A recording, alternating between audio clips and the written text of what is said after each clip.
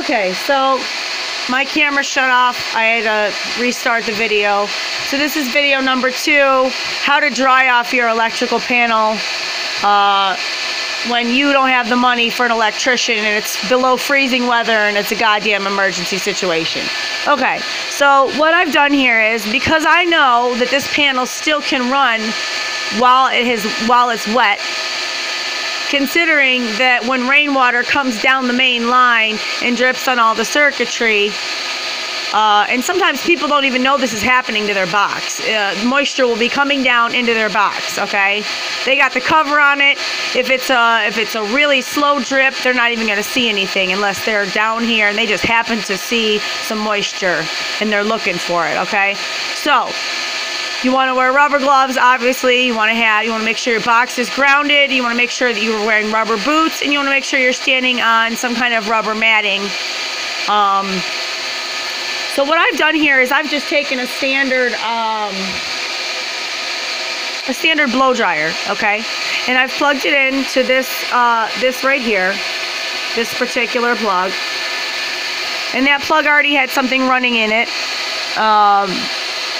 So I unplugged it and put that in there. And so I have the blow dryer on high. And I've set it up so that it's not going to be splashing water that's already sitting on the circuitry panel. But what it's going to do is it's giving it a nice warm breeze, a very light breeze that is very slowly going to evaporate the water off of this panel, which should save it from issues like rust and corrosion, and also should make it safe so that we're not worried about fire starting in the house. So in the meantime, I have shut the water off so that I don't have to worry about it spraying. I've already called the plumber, the hardware store, to get replacement plumbing parts. And so now what we're doing is slowly drying off the panel so that we know that it's safe for future use. And what sucks is I don't have a generator, so I don't have any way of drying this off without using the electrical box itself. Okay, so look, you can see that this is going on. There is, there's a lot of current running through there. It is wet. However, it is not like as much of a fire hazard as people think. This is specialty of labor, and they want to be able to charge you $30 to $50 an hour, plus probably an estimate just for driving out to tell you what's wrong. Okay, so this is Hood 101. If you have an electrical box that has water on it and your electricity is still working and you have just discovered the leak, you can towel dry off the area.